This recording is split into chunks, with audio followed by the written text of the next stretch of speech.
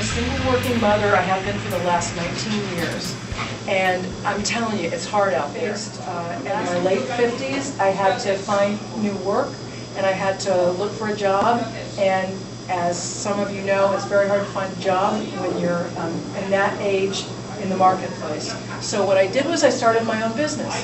And as a small business person for the last 4 years, I have found out firsthand how difficult it is to live with the rules and regulations passed on to us by members of Congress. Make our congressmen do what they should do constitutionally, which is go to Congress, serve for a while, and come back and live with the rules and regulations that have been passed on to us. Because I can guarantee you, they're not going to pass that stuff on to us. If they come out, it's got to stop, and we have got to stir the pot this time around in this midterm election, and we've got to do it when we're down there again. I am a great believer in protecting the Constitution. I will tell you personally about me. I'll tell you about my son first, my beloved son who I adore, and I've raised him alone for 19 years, and he's on the rifle team at his college. And so I'll tell you that as a parent, my gun connection was that I wanted him to be able to hunt with his father. But I personally had never been around guns. I grew up in the Midwest and I was never around guns, even though I'm a farmer's granddaughter on both sides. And so I am just learning. And I was recently at the Appleseed Project, and what a fabulous program that is. It's just so wonderful to see the way they teach and teach about history as well as about safety. And then I went to Women's Day, Ladies' Day for the NRA, and I got to shoot all kinds of weapons in that day, and it was really a wonderful experience for me. The only reason I haven't gone through my safety courses is because it is taking up too much of my time, so I have to put it on the back burner. As a single woman who now doesn't have a son in the house with me, I want to be able to learn how to protect myself. So that's very important. I don't like the government mandating anything.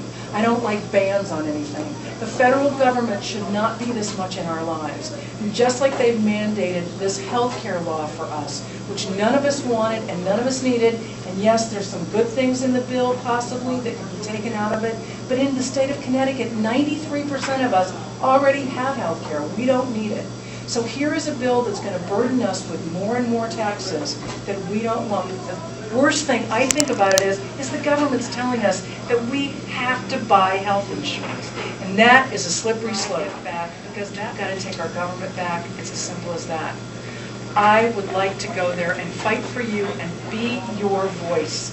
I am not an expert at all on Second Amendment issues, but I will tell you that I have a room full of experts here who can help me every step of the way. I'm not going there to do what I know or I want to do. I'm going there to be your voice. I will be an independent voice. I will not vote along party lines. If you tell me that's not the way to go, I will listen to you. And I ask for your vote November 2nd. And more than anything, I would love if you would call friends, remind them to vote, tell them that their vote does count. It is so imperative, because this is about you this time around. It's not about the politician. It's about who's going to go down there and listen to you and do what you want them to do. And I pledge that to you. Anyway, thank you so much. I'd love to take your questions and anything, questions you have of me.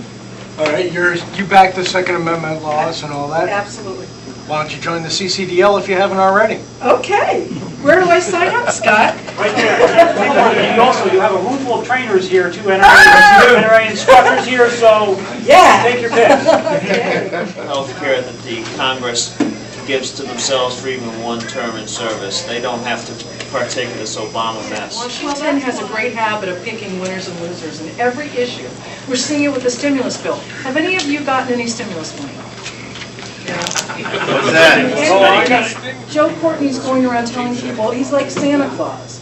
You know, I'm going to give New London this much money for 3 new police officers. Willimantic, this much money for 2 new police officers. But you know what that is? First of all, that's our money, okay? Number one. But guess what happens? That cuts off after 2 years, 3 years in some case. And what happens? You have to lay off those cops you just hired, and you've just spent money training, or you have to raise taxes in your town to keep paying for them. because the federal money runs out, taxpayer money runs out. So it just doesn't make sense. When I worked in Washington 35 years ago, I will tell you that the Democrats and the Republicans outside the chamber worked together. They came to the table with different ideas, and from that a third good idea would come out of it. But they worked together for the American people. They don't do that anymore. And the Republicans don't talk to the Republicans, and the Democrats don't talk to the Democrats. They're all in it to get reelected again, and that's what it's all about. Two sides of the same coin. It's absolutely right. So that's why we have to get new people in and get the incumbents out. So we've got to get things back on the right track, and to do that, we've got to change Congress big time. I appreciate your comments on the Second Amendment, and the real factor is not whether something is a good policy or a bad policy, it's whether it's constitutional. Article 1, Section 8 of the Constitution defines the powers of the federal government. The federal government is not authorized to give bailouts to anybody, or stimulus, Absolutely. or foreign aid, or control pharmaceuticals, or control health care. These are all unconstitutional. Right. How can we even consider this? How can Congress even consider these things? These are unconstitutional. And when congressmen vote for it, it's a violation of the law and a violation of their oath. Absolutely. You commented, your comments on the Second Amendment. We're gonna make sure you have received our official endorsement, and we're gonna hold your. So much. Well, it went out in a mass publication today along with other candidates. So much. We're gonna hold yours and every other candidate for office's toes to the fire. Good. So thank you very much for coming. And, Good to see you again. I gotta take my. Thank you very much.